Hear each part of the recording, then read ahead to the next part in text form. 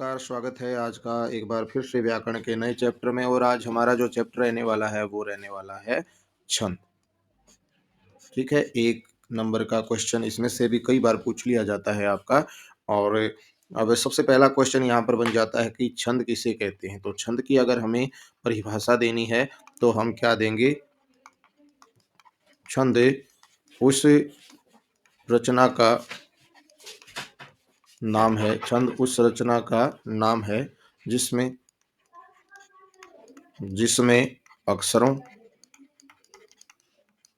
मात्राओं, यति, गति, तुक आदि नियमों का पालन हो। नियमों का आदि नियमों का पालन हो, उसे क्या कहते हैं? छंद कहते हैं। आदि नियमों का पालन हो।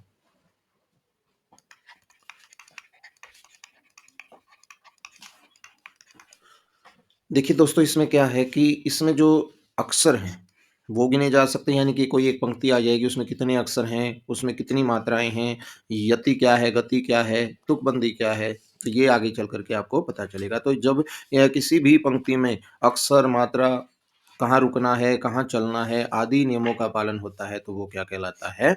वो छंद कहलाता है। छंद की जो चीज़ें हैं जिसमें उसकी विशेषताओं का ध्यान रखना है तो वो आपके लिए काफ़ी महत्वपूर्ण है। तो आपको शुरुआत में ये समझना है कि छंद में कौन-कौन से ऐसे महत्वपूर्ण चरण हैं जो आपको याद करने ज़रूरी हैं, तभी आपको छंद समझ में आ पाएगा। आइए देखते हैं, इसके भेदों की तरफ चलते हैं। तो छंद के 2 भेद होते हैं। नंबर 1 वर्णिक छंद और नंबर 2 होता है मात्रिक छंद। ठीक है, 2 प्रकार के छंद होते हैं, वर्णिक छंद और मात्रिक छंद। तो परिभाषा बहुत आसान है। जिस छंद में वर्णों की संख्या निश्चित हो, वर्णों की संख्या निश्चित हो, उसे वर्णिक छंद कहते हैं। और जिस छंद में मात्राओं की संख्या निश्चित हो, मात्राओं की संख्या निश्चित हो, उसे मात्रिक छंद कहते हैं। तो 2 प्रकार के छंद होते हैं, वर्णिक और मात्रिक। आगे इनको और विस्तार से समझेंगे कि कैसे वर्णों की संख्या निश्चित होती है और कैसी मात्राओं की संख्या निश्चित होती है। चलिएगा, एक और चीज़ समझते हैं कि पाद या चरण क्या होता है। देखिए, जो छंद है वो 4 चरणों में होते हैं, यानी कि हर जो एक लाइन है वो आपका क्या कहलाता है? वो एक पाद या चरण। मोस्टली वैसे तो ये 2 में भी लिखे जाते हैं, लेकिन 4 चरण इसके माने जाते हैं। तो हर एक कविता में, एक छंद में जो लिखी जाती है वो 4 पंक्तियाँ होती हैं और हर पंक्ति एक क्या कहलाती है? पाद या चरण कहलाती है। तो हर छंद में 4 चरण होते हैं, 1, 2, 3 और 4। तो प्रत्येक जो पंक्ति है वो क्या कहलाती है? पाद या चरण कहलाती है। अब देखिएगा, जैसे मान लो किसी भी पंक्ति में अगर कोई वर्ण बराबर है या मात्रा बराबर है तो वो क्या कहलाता है? वो कहलाता है समवृत। समवृत यानी कि जिसमें वर्णों की संख्या क्या हो? समान होती है, वो क्या कहलाता है? समवृत। यानी कि इसमें भी 16 अक्षर होंगे, इसमें भी मात्राएं होंगी, इसमें भी 16-16 होंगी। अब कहता है यदि विषमवृत और समवृत बराबर हो, मान लो इसमें 11 है, इसमें 13, इसमें 11 और इसमें 13। अगर मतलब पहला और तीसरा बराबर हो, दूसरा और चौथा बराबर हो, तो इसको बोला जाएगा अर्ध समवृत। मतलब अर्धे समवृत्त, यानी कि जिसमें आधे क्या है? बराबर हैं। तो इसमें पहला तीसरा बराबर होता है और दूसरा चौथा। और कुछ छंद ऐसे भी होते हैं जिनमें वर्णों की संख्या निश्चित नहीं होती, यानी कि सब में अलग-अलग होती हैं। तो ऐसे जो छंद हैं वो क्या कहलाते हैं? विषम वृत्त कहलाते हैं। ठीक है? तो हर पंक्ति में, हर छंद में 4 पंक्तियाँ होती हैं और वो जो एक पंक्ति है वो क्या कहलाती है? एक पाद या एक चरण कहलाती है। तो जिसमें चारों चरणों के वर्ण क्या हों? बराबर हों, तो वो समवृत्त। और जिसमें पहला, तीसरा और दूसरा, चौथा बराबर हों तो अर्ध समवृत्त। और जिसमें अलग-अलग हों सब में तो वो क्या कहलाता है? विषम वृत्त कहलाता है। ठीक है? यहाँ तक आपको मुझे उम्मीद है कि कोई दिक्कत नहीं आई होगी। ठीक है? तो आगे अब समझते हैं गुरु लघु व्यवस्था। क्या समझते हैं? गुरु लघु व्यवस्था क्या होती है? लघु व्यवस्था क्या होती है? ठीक है? तो छंद में किन अक्षरों को हमने लघु मानना है, किनकी एक मात्रा गिननी है, किनकी 2। आइए पहले लघु को हम देख लेते हैं, तो आपको आसानी हो जाएगी। तो लघु किन वर्णों को माना जाता है? जिस भी वर्ण में या तो अह या हर्षो ई है या हर्षो उ या री। ये 4 अक्षर आपके जहाँ भी होंगे, जिस भी अक्षर को लगेंगे, मान लो कहीं पर ऐसे है कि, ठीक है, ऐसे कु मिल जाए, ऐसे क मिल जाए, ठीक है, ऐसे क्री मिल जाए, तो आपको इन चारों को क्या मानना है? हर्षों मानना है, ठीक है। इनकी हर्षों की एक मात्रा लगती है और जो हर्षों का चिन्ह होता है वो क्या होता है? ये होता है खड़ी पाई इसको बोलते हैं। आप इसको एक भी मान सकते हैं, आप इसको आई भी मान सकते हैं समझने के लिए, वैसे इसको खड़ी पाई बोला जाता है, ठीक है। तो आप इसको एक मान लो या आई मान लो, ठीक है, आसानी रहेगी समझने में। तो ये जहां भी 4 अक्षर आपके होंगे वो हमेशा क्या होंगी? उनकी आई। और हर्षों की एक मात्रा गिनी जाती है। कितनी मात्रा गिनी जाती है? एक मात्रा गिनी जाती है, ठीक है। तो जब हम किसी अक्षर को लगाकर दिखाएंगे तो ये बहुत ही आसान हो जाएंगे। आइए दीर्घ गुरु देख लेते हैं।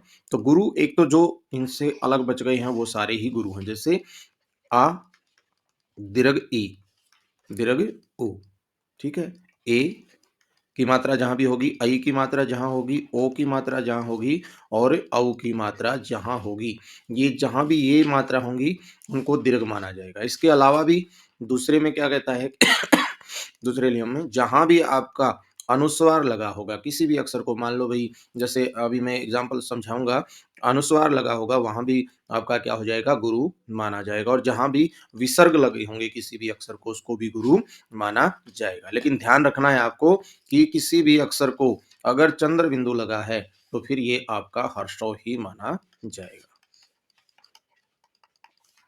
ठीक है जी? ये आपको ध्यान रखना है, चंद्र बिंदु को आपने हर्षौ मानना है, बाकी अनुस्वार है और विसर्ग लगे हैं तो आप क्या मानेंगे? वो दीर्घ मानेंगे, ठीक है? और तीसरे नंबर पे कहता है कि जो संयुक्त वर्ण से पहला जो वर्ण होगा, पहला वर्ण होगा, वो क्या होगा? दीर्घ माना जाएगा। ये ध्यान रखना सबसे ज़रूरी ये होता है, क्योंकि हम अक्षरों की जो गिनती करेंगे, क्योंकि इनमें ना उदाहरण बहुत कम याद हो पाते हैं, तो हमें अक्षरों को देखकर ही ट्रिक लगानी पड़ती है कि इसमें कौन-सा छंद है। और इसके लिए ये समझना बहुत ही ज़रूरी है कि कौन से को हम लघु माने और कौन से को ज़रूरी। ठीक है? जैसे मैं आपको समझा देता हूँ, जैसे यहाँ पर अस्त शब्द आपका आ गया है, ठीक है? तो अब ये कहता है कि आधे अक्षर से अगर पहला जो वर्ण है, वो भले ही ह्रस्व हो, हमें उसको क्या मानना है? दीर्घ मानना है। क्या मानना है? दीर्घ मानना है। और जब हम वर्णों की गिनती करेंगे तब आधा अक्षर हम नहीं गिनते, यानी कि इसमें अस्त में केवल 2 ही वर्णों की गिनती होगी, अ की और त की। और यहाँ वैसे तो ह्रस्व है, लेकिन क्योंकि आगे आधा अक्षर है, इसलिए हम इसको क्या मानेंगे? दीर्घ मानेंगे। ये आपको ध्यान रखना है, ठीक है? चलिएगा एक बार देख लेते हैं जैसे कुछ एग्ज़ाम्पल, जैसे आ की मात्रा। मान लो यहाँ पर आपका का है, ठीक है? आ की मात्रा है तो ये 2 मात्रा मानी जाएँगी, क्योंकि होता तो क्या होता? लघु होता। और इसका चिन्ह मैं एक बार बता देता हूँ, दीर्घ को ऐसे लिखा जाता है। तो आप इसको एस मान सकते हैं या फिर 5 मानकर भी चल सकते हैं। तो लघु को 1 आप मान लो और इसको मान लो 5, यानी कि आप ऐसे भी कर सकते हैं या फिर इसको आई और एस भी आप मान सकते हैं अपनी समझने के लिए, ठीक है? तो वैसे ये लघु है और ये क्या है? दीर्घ का चिन्ह होता है। इसकी 1 मात्रा होती है और इसकी आपको 2 मात्राएँ गिननी। जहाँ भी आपका दीर्घ होगा, ठीक है? मान लो यहाँ पर अगर आपका की अक्षर आता तो हम कितनी मानेंगे? 2 मानेंगे। मान लो यहाँ ऐसे दीर्घ हुआ था तो 2 मानेंगे, ठीक है? मान लो यहाँ ए की मात्रा आ गई तो 2 मानेंगे। मान लो यहाँ 2 मात्रा आ गई तो दीर्घ मानेंगे। मानो यहाँ ओ की मात्रा आ गई तो 2 मानेंगे और मानो यहाँ पर औ आ गया तो हम 2 मात्रा मानेंगे, ठीक है? तो ये 2। और फिर कहता है कि अगर किसी अक्षर को ये हो, मान लो यहाँ पर मंगल शब्द आता, क्या आता? मंगल। तो मैं के ऊपर अनुस्वार है तो इसकी 2 मात्रा हम मानेंगे, यानी कि दीर्घ इसको मानेंगे, ठीक है? ग में ए है तो 1, ल है तो 1, ठीक है? तो ऐसे ही ये माने जाते हैं। जैसे दुःख शब्द आ गया, क्या आ गया? दुःख शब्द। तो यहाँ पर देखो ना, वैसे तो उ हर्षों था लेकिन क्या आ गया? विसर्ग आ गई। तो अब इसको क्या मानेंगे हमें? वो दीर्घ मानेंगे। तो ये थी आपकी गुरु लघु व्यवस्था। ये बहुत इंपॉर्टेंट है जी इनको समझने के लिए, क्योंकि जब आप गिनोगे तो इनमें जहाँ बड़ा होगा आपको 2 मानने हैं और जहाँ छोटा होगा आपको 1 मानना है। और हर्षों जो आपका आधा अक्षर है उसको हमें गिनना नहीं है। बाकी जब हम करेंगे, एक एग्ज़ाम्पल और समझाएँगे तो आपको अच्छे से समझ में आ जाएगा।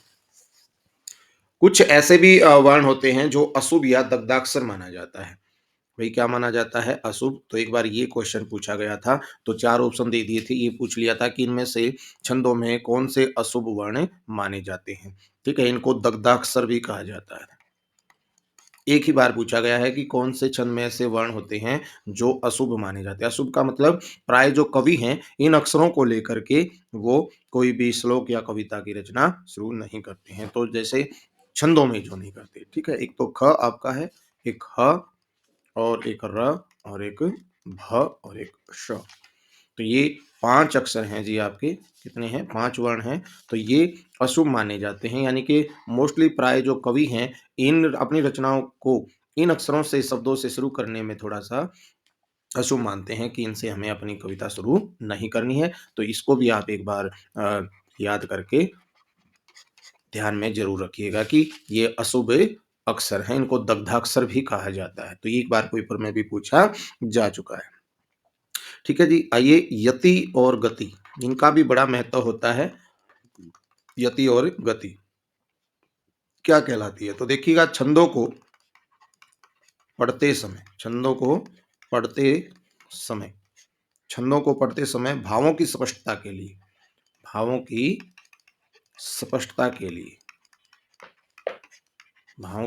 स्पष्टता के लिए अनेक स्थानों पर रुकना पड़ता है। अनेक स्थानों पर रुकना पड़ता है। ठीक है। यति को आप बस एक शब्द में ही मान के चलो, विराम। यति का मतलब क्या है? विराम। यानी कि जब आप छंदों को बोलते हैं तो कहीं-कहीं पर आप थोड़ा-सा रुक जाते हैं, उस पंक्ति को बेहतर बनाने के लिए, धुन में पेश करने के लिए, उसका अर्थ को अच्छे से समझाने के लिए, तो वहाँ जो आप रुकते हैं ना, वो क्या कहलाती है? यति कहलाती है और इसका बड़ा महत्व होता है छंदों में, गाने में, धुन में उसका। ठीक है? और गति एक निरंतर प्रवाह, जब आप गाए जाते हैं, जब आप रुकते नहीं हैं, तो उसका जो निरंतर प्रवाह होता है, वो क्या होता है? गति होता है। ठीक है? तो ये है आपकी यति और गति। और इसमें सबसे अब मोस्ट इम्पोर्टेंट इसको आपको समझना है, गण व्यवस्था। नेक्स्ट आपका क्या है? गण व्यवस्था। तो ये बहुत ज़रूरी है जी गणीय व्यवस्था को, लेकिन इसकी एक मैं ट्रिक आपको समझा देता हूँ तो आपको बहुत आसानी होगी। ठीक है? देखिए जो छंदों में जो गण होते हैं वो 8 होते हैं। कितने होते हैं? 8। और इसको याद करने के लिए आप एक सूत्र याद कीजिए, यमाता राजभाने शलगा। ये आपको सूत्र याद करना है, यमाता राजभाने सलगा। 2-3 बार बोलोगे तो याद हो जाएगा, यमाता राजभाने सलगा। अब इस सूत्र के आधार पे क्या है कि 8 गण बनाए गए हैं और इसका जो नाम है य से पहला बन गया आपका यगण। ठीक है? और मा से बन गया आपका मगण। ता से बन गया आपका तगण। रा से बन गया आपका रगड़। ठीक है? और जैसे यहाँ से ले लेते हैं फिर 5। ज से आपका बना जगण। भा से बना आपका भगण। न से बना आपका नगण। और श से आपका बना शगण। तो ये 8 प्रकार के गण होते हैं। ल से वैसे लघु होता है और ग का मतलब गुरु होता है। ल का मतलब लघु और ग का मतलब गुरु। ठीक है? लेकिन यहाँ स तक आपके क्या होते हैं? वो 8 गण होते हैं। तो इनके चिन्ह पूछ लेते हैं कि इन मगण में कौन-कौन से अक्षर आते हैं। ठीक है? तो लघु का आपका क्या था? 1 और इसका क्या था? 5। ठीक है? गुरु का। तो आइए, हर गण में अब 3 अक्षर हैं तो 3 ही चिन्ह होते हैं। और इसको कैसे करेंगे? आप जो भी कर रहे हैं, जिस भी गण को आप गिन रहे हैं, आपको वो लेना है और ठीक उससे अगले 2 लेने हैं। जैसे यगण में आपको कौन से 2 अक्षर लेने हैं? य, म, ता। अब आपने क्या पढ़ा था भई, जहाँ भी अ, इ, उ और ऋ, ये जो मात्रा है ये ह्रस्व माने जाएँगे और जो बड़े होंगे यानी कि जो आ की मात्रा वाले होंगे, वो क्या माने जाएँगे? दीर्घ। ठीक है? तो यगण में हमने 3 ली। अब देखो य में क्या है? अ, तो क्या है? हर्षों। और मा में क्या है? आ। और ता में क्या है? आ। तो ये क्या माना जाएगा? 55 माना जाएगा। तो 155 जो चिन्ह होगा वो यगण का माना जाएगा। ठीक है? तो ये पूछ लेते हैं कई बार पेपर में कि 155 किसे कहा जाता है? मगण को, तगण को, यगण को, भगण को। तो आपको यमाता राजभान सल का याद रखना, तो बहुत आसान हो जाएँगी। और मगण, अब मगण में जो अक्षर है वो और उससे ठीक अगले 2 लेने हैं। तो मा, ता, रा ये 3 आपके आ गए इसमें मगन में। तो माँ में भी आ है, ता में भी आ और रा में भी आ। तो यानी कि तीनों बड़े हो गए तो आपका 555 इसमें आ गया। ट्रिपल एस भी कर सकते हैं। ठीक है, तगन में क्या करेंगे? ता तो है ही आपका और अगले 2 और गिन लेंगे तो रा और ज। अब ता भी बड़ा है, रा भी बड़ा है लेकिन ज छोटा है तो कितना हो गया आपका? 551।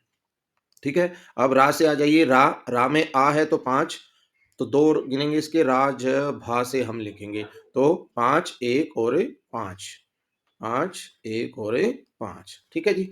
अब आ जाइएगा आप जगन में, किसमें आ जाइए? जगन में। तो जगन में कौन से 2 अक्षर? तो जय तो गिनना ही है 2 और अगले, तो भा और न। तो ज में 1 और भा में 2 और न में 1 तो 151 आपका इसमें बन गया जी। ठीक है, भगन में आ जाइए भा न स तो 5 1 1 5 1 1। अब आ जाइए नगन में, तो न में ए है, से में ए है और ले का मतलब लघु, लघु का चिन्ह ये होता है तो 111 इसमें आपका बन जाएगा। अब सगन में आ जाइए तो 1 ल का मतलब लघु और ग का मतलब गुरु तो 115 आपका हो गया।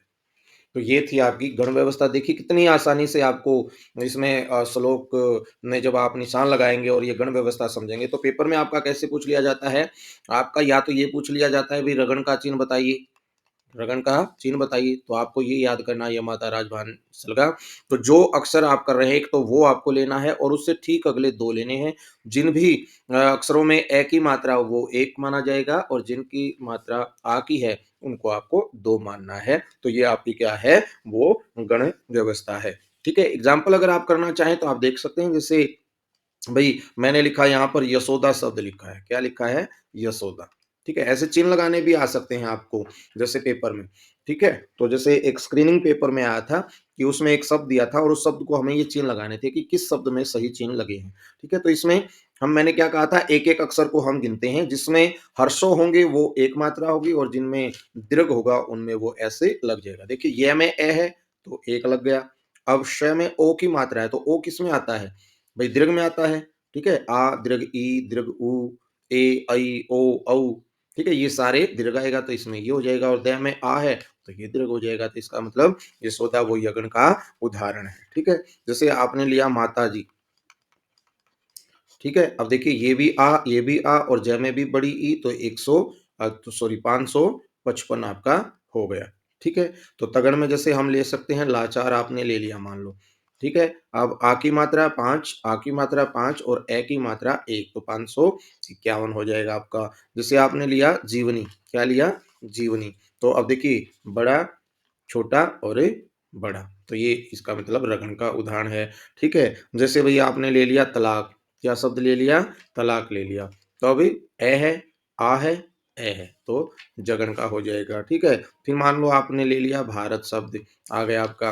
तो 5 र में ए, त में ए, तो भारत हो गया। ठीक है? ऐसे ही जैसे आपका आ गया नगर, तो न में ए 1, ग में ए 1, र में ए 1, तो ये हो गया आपका नगर का हो गया। जैसे मान लो आपने ले लिया गरिमा शब्द, ठीक है? तो ग में 1, र में छोटी ई है तो 1 और म में आ की मात्रा है तो 2। तो देखिए इस प्रकार भी आपको लगाने सीखने हैं। तो ये आपकी थी गण व्यवस्था। क्या थी? गण व्यवस्था। ठीक है? तो कुछ आइएगा, अब आपने ये अच्छे से सीख लिया कि कैसे हर्षों लघु कौन से होते हैं, दीर्घ कौन से होते हैं और गण व्यवस्था क्या होती है।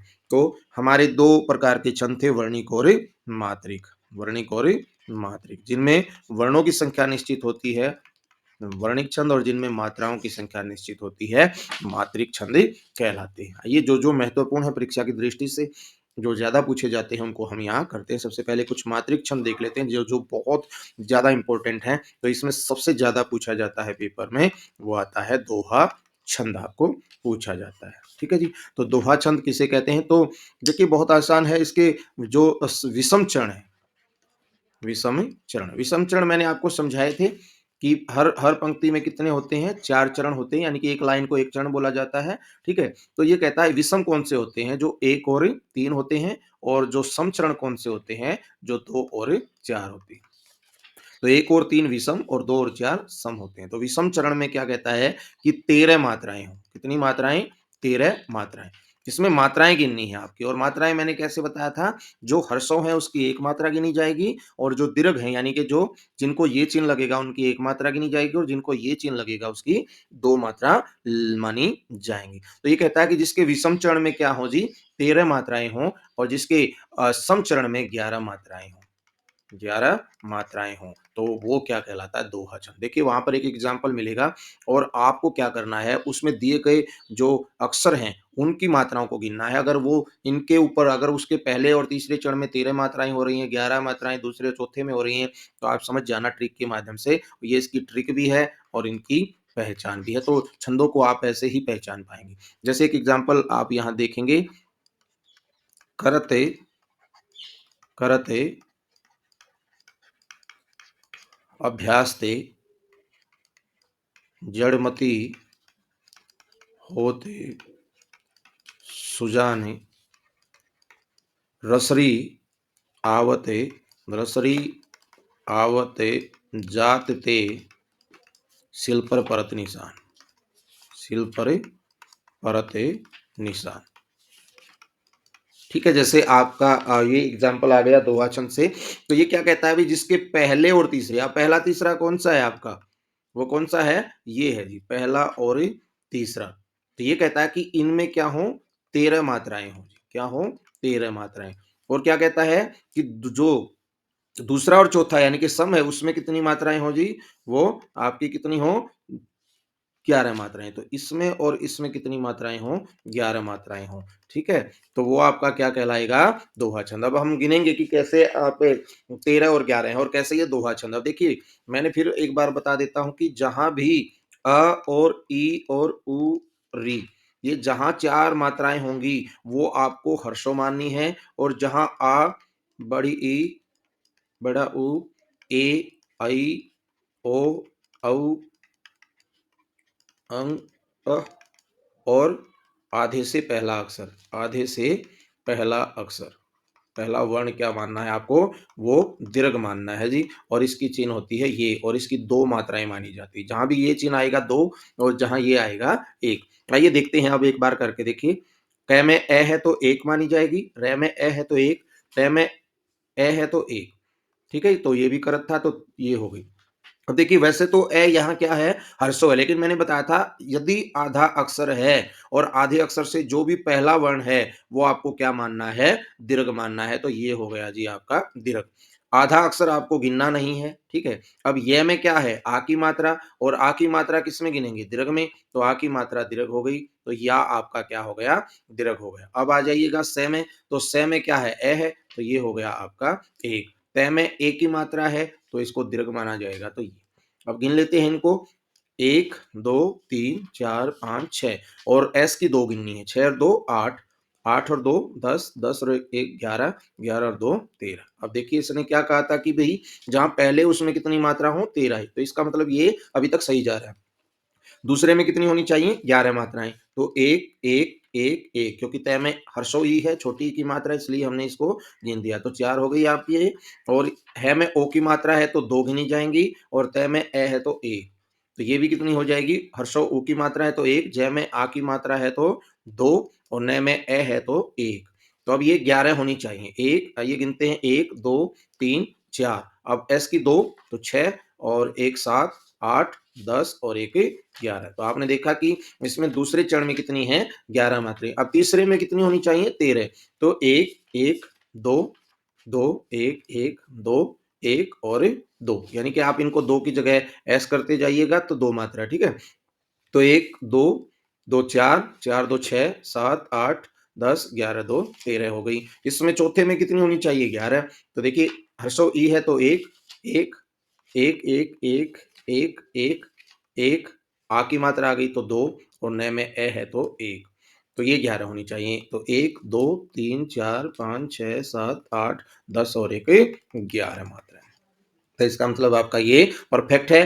कहीं भी देखिए यहाँ भी अगर कोई भी आप लिखते समय मात्रा गलत कर देते हैं तो आपकी जो मात्राओं का जो जोड़ है वो बिगड़ जाएगा। इसलिए इसमें छंदों में बड़ा ध्यान रखा जाता है इन चीज़ों का कि कोई भी अक्षर आप वो गलत नहीं लिख सकते क्योंकि एक अक्षर की मात्रा इधर-उधर हुई तो आपके जो ये वर्णों का क्रम है, जो मात्राओं का गिनना है वो गलत हो जाएगा। तो इसका मतलब ये दोहा छंद का परफेक्ट आंसर है और उदाहरण है और इससे ही आप तो बहुत आपको कोई भी अगर पंक्ति दी जाए तो आप क्या करेंगे उनको 13, 11, 13 और 11 आप कर लेंगे, ठीक है? तो दूसरे नंबर पे जो बहुत पूछा जाता है, वो आपका आता है मात्रिक छंद सॉरी अ, चौपाई छंद। एक इससे पहले ना एक हम कर लेते हैं सोरठा छंद, ये भी इसके साथ का ही है, सोरठा छंद। दोहा के बाद अगर चौपाई से पहले हम सोरठा छंद कर लें तो बहुत आसान हो जाएगा आपको समझने के लिए। तो सोरठा क्या होता है? अगर हम दोहा को उलट दें जी, ठीक है? उलट दें तो क्या हो जाएगा? वो सोरठा छंद बन जाए। अब देखिए दोहा में क्या था कि पहले में 13, दूसरे में 11, तीसरे में 13 और चौथे में 11। अब ये कहता है कि दोहा को उलट दीजिए, यानी उलटने का मतलब क्या है? जिसके पहले में क्या हो जाएँगी जी? वो 11 हो जाएँगी और दूसरे में क्या हो जाएँगी? 13 और तीसरे चरण में कितनी मात्राएँ हो जाएँगी? 11 और चौथे में कितनी हो जाएँगी? 13। अगर आप ऐसे करेंगे तो ये आपका क्या बन जाएगा? सोरठा छंद। देखिएगा, एक ही छंद से 2 छंद आपको याद हो गए हैं। अगर दोहा छंद को उलट देते हैं तो ठीक आपका क्या बन जाएगा? सोरठा छंद बन जाएगा। इसमें क्या हो जाएगा आपका? वो पहले और तीसरे चरण में आपकी 11 मात्राएँ होंगी और दूसरे और चौथे चरण में आपकी 13 मात्राएँ होंगी। देखिएगा एक एग्ज़ाम्पल हम इसका देख लेते हैं। मान लिए इस भव सागर बीच इस भवसागर बीच जीवन बुलबुला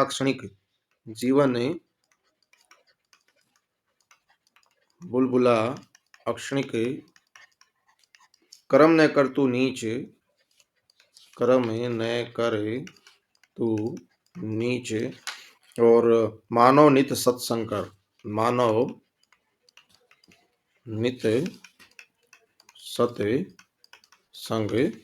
कर। कई बार है ना पंक्ति का अंतिम जो अक्षर है, मान लो कई बार ये भी होता है कि अगर एक मात्रा की कहीं कमी रहती है तो कई बार पंक्ति के अंतिम अक्षर को हर्षों या दीर्घ मान लिया जाता है।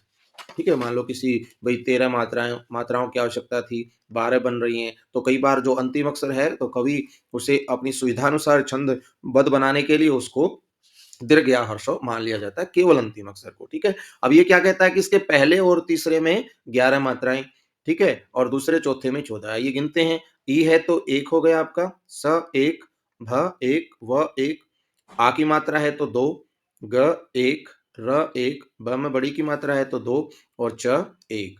तो आइए कितनी होनी चाहिए? 11। तो एक, दो, तीन, चार, दो, छः, सात, आठ, 10 और एक 11। तो इसका मतलब ये बिल्कुल सही है। जय में बड़ी की मात्रा है तो दो आपकी, एक, एक, एक, एक, दो, दो, ठीक है, और एक, एक और एक। तो 2 और 2 4, 4 2 6, 6 और 4 10 और 3 13। तो इसका मतलब ये भी सही है। अब क्योंकि यहाँ ऊपर रे आ गया तो आधा अक्षर जब भी पहले आएगा तो इसको हमें क्या मानना पड़ेगा जी? दीर्घ मानना पड़ेगा। ये संयुक्त जब भी आधे अक्षर के बाद पहला जो अक्षर होगा हमेशा क्या माना जाएगा? दीर्घ। अब रे को गिनना नहीं है क्योंकि जो आधा अक्षर है उसको हम गिनते नहीं। तो मैं बचा आपका, तो मैं में क्या है? ए है, तो ये हो गया आपका 1। न में 1, क में 1, रे में 1, तू में बढ़ाऊ है तो आपकी 2 मात्रा हो गई, न में बड़ी ई है तो आपकी 2 मात्रा हो गई और च में ए है तो 1 मात्रा हो गई। तो 2, 3, 4, 5, 6, 2, 8, 10 और 1 11 हो गई, ठीक है? और इसमें 13 पानी चाहिए जी। तो 13 मिलनी चाहिए तो 13 देखिए 2, 1, 1, 1, 1। अब क्योंकि यहाँ पर आधा अक्षर आ गया तो आधा अक्षर से पहले स को हम क्या मानेंगे? दीर्घ मानेंगे। ये त गिनना नहीं क्योंकि आधा अक्षर है। स के ऊपर अनुस्वार है और अनुस्वार मैंने बताया था किसमें आएगा? वो दीर्घ में माना जाएगा। ग में ए है, क, र।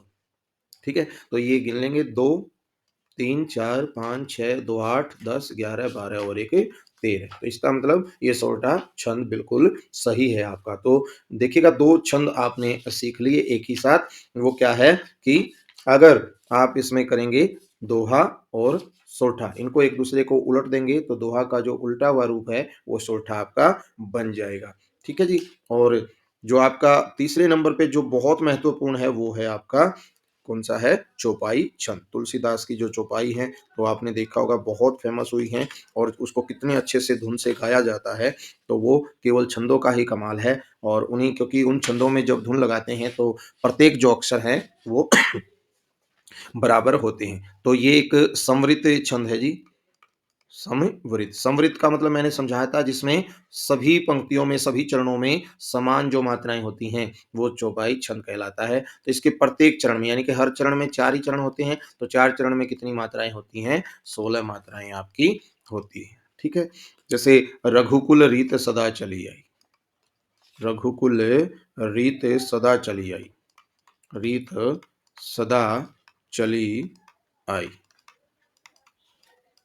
ठीक है? आप ऐसे करें प्राण जाएँ प्राण जाए पर वचन न जाए, ठीक है? और भी आगे जो भी पंक्तियाँ होंगी यानी कि चारों पंक्तियाँ में आपको 16 मात्राएँ ढूँढनी है। तो आइए एक बार करके देख लेते हैं कैसे? जैसे र में ए है तो 1 मानी जाएगी, क़ में हर्षो उ है तो 1 मानी जाएगी, क़ में भी हर्षो उ है तो 1 मानी जाएगी, ल में ए है तो 1 मानी जाएगी, र में दीर्घ ई है तो 2 मानी जाएँगी, त में ए है तो 1 मानी जाएगी, स में ए है तो 1 मानी जाएगी, द में आ है तो 2 मानी जाएँगी, च में ए है तो 1, ल में हर्षो है तो 1, आ में 2 और दीर्घ ई में भी 2। अब ये कितनी होनी चाहिए जी? 16 अगर 16 हैं तो आपका ये सही है, नहीं तो कुछ लिखने में गड़बड़ हुई है। तो 1, 2, 3, 4, 2, 6, 7, 8, 10, 2, 12, 12 और 4 16 आपकी हो गई। कितनी हो गई? 16 आपकी हो गई, ठीक है? ऐसे ही प्राण में आप गिनेंगे तो प्रा में आ है तो 2 मानी जाएँगी, अण में 1 मानी जाएगी, ठीक है? तो यहाँ प्राण जाएँ, तो यहाँ पर अनुस्वार हो जाता है, ठीक है? प्राण 2, 2, 1, 1, 1, 1, 1, 1, 2 और 2।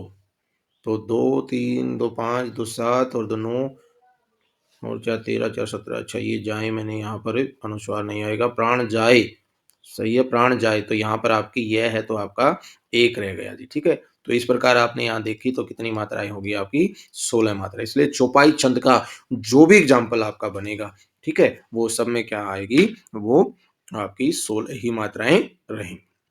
ठीक है? और भी एक एग्ज़ाम्पल अगर देखें तो हम क्या हो जाएगा सुखी मीन, सुखी मीन जे नीर अगाधा, नीर अगाधा। ठीक है? एक ही लाइन से देख लेते हैं फिर आपको आइडिया हो जाएगा जैसे तो हर्ष हो गई, दीर्घ हो गई, दीर्घ हो गई, हर्ष हो गई, दीर्घ हो गई, दीर्घ हो गई, हर्ष हो गई, हर्ष हो गई, दीर्घ हो गई और दीर्घ हो गई। तो दीर्घ की 2 गिननी है तो 1 और 2 3, 3 2 5 और 1 6, 2 8 10, 2 12 और 4 16। तो इस प्रकार आपको बस पंक्तियाँ गिननी है और कोई भी ऐसा छंद नहीं होता जिसमें 16 मात्राएँ हों, तो यही आपको अक्सर अगर 16 मिल जाएँ तो आपका क्या हो जाएगा चौपाई छंद आपका हो जाएगा, ठीक है? इस कक्षा में हम इतना ही करते हैं और क्योंकि जो बचे हुए हैं हम वो अगली कक्षा में आपको समझा देंगे। तब तक के लिए धन्यवाद।